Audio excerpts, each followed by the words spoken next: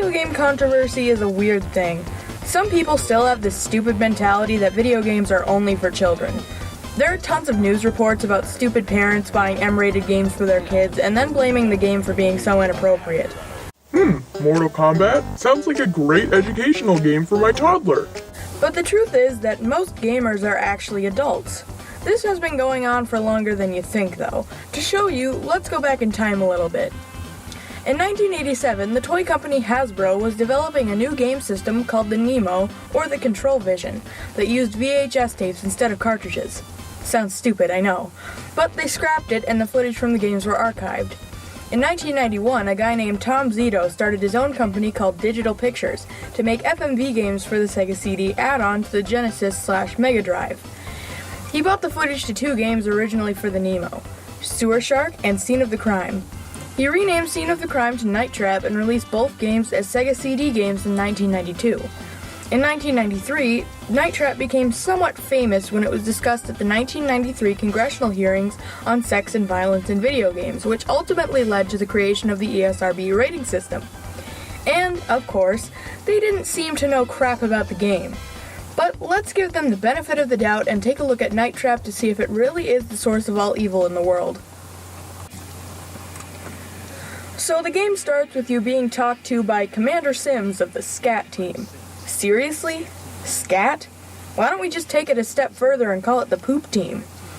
Anyway, you're apparently in control, so he gives you a mission briefing.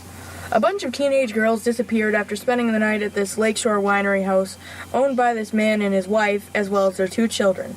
Another bunch of teenagers are heading there for a sleepover, and your mission is to protect them from whatever happened to the last ones, by activating traps and looking through hidden security cameras that they hacked into.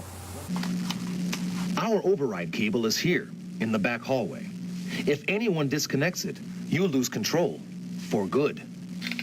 Well then why would you put it there? This is so obvious that you might as well just put a sign next to it that says, "We hacked your security system." I'm putting her life and the lives of those other girls in your hands. Don't even think of messing up.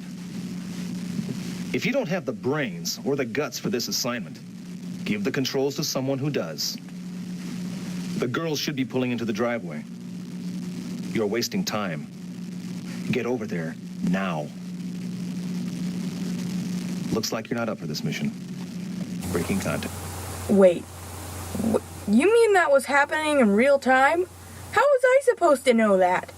Okay, so after you reset, you have to immediately start trapping these monsters dressed in black.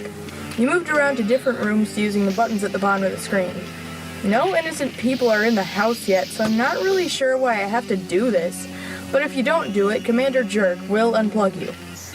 You immediately find out that this family is involved somehow with these monster things. I mean, they don't straight up say it, but... Jeffrey, don't be so selfish. Think of the poor, starving augurs.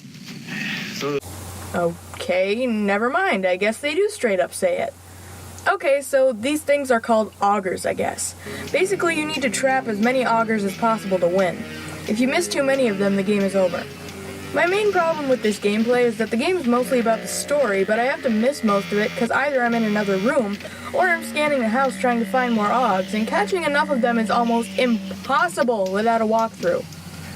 Eventually, the girls show up at the house along with Kelly, played by the late Different Stroke star Dana Plato, who is a secret agent for SCAT.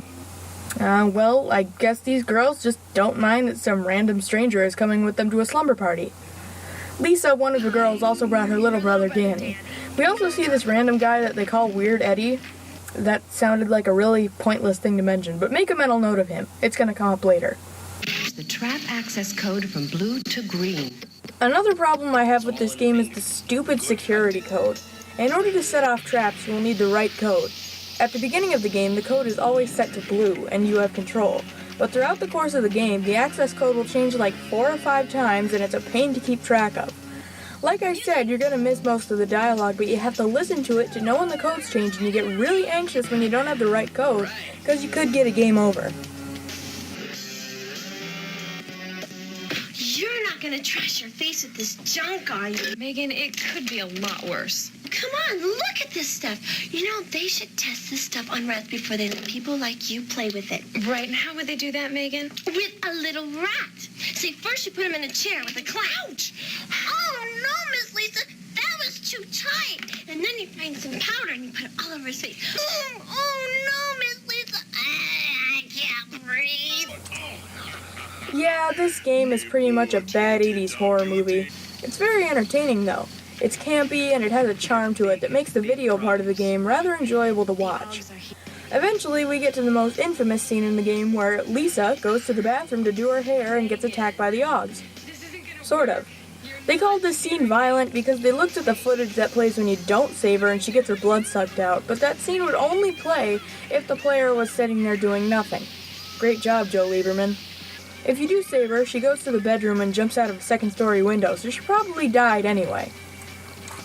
Blah, blah, blah. Okay, so Kelly goes snooping around in the living room with absolutely no discretion and finds a locket with a picture of a girl that looks just like Ashley, and pictures of all the girls with their heights, weights, and blood types on the back.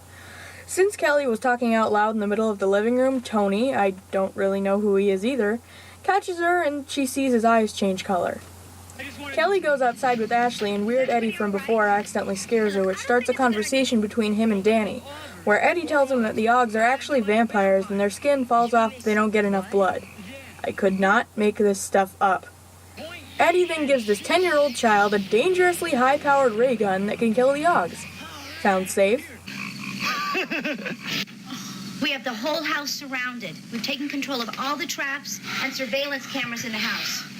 What kind of secret agent are you? I don't really think that it's a great thing to tell people about. You then have the opportunity to save another girl, and done. Easy. Then you go downstairs and you have to save Meghan. This will be a snap.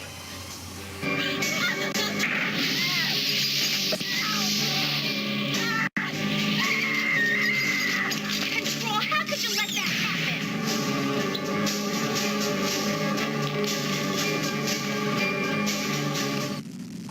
Meghan is dead. And Huh? yes, you could have saved her. What did I do? You were responsible for her.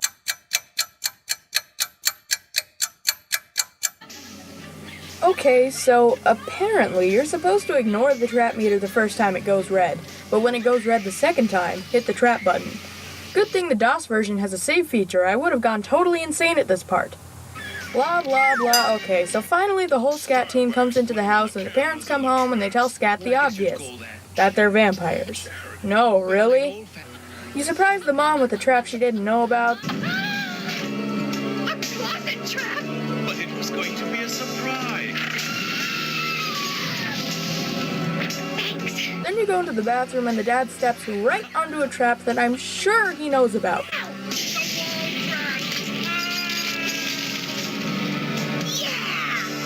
And to finish off, you go into the hall and trap the daughter and the game is over. So that's Night Trap for you. Is it really as naughty and violent as Congress made it out to be? Not even close. Is it worth playing? Yeah, but it's not something you want to go back to all the time. Like I said, the gameplay makes you miss a lot of the video and you don't get to enjoy the story as much. However, YouTuber K. Huntington has given me permission to tell you about his video, Night Trap the Legacy Cut, which is a really great movie version of Night Trap. However, even though it's better as a movie, this game is still an oddity that's interesting to look back on. By the way, this game got rated M for mature.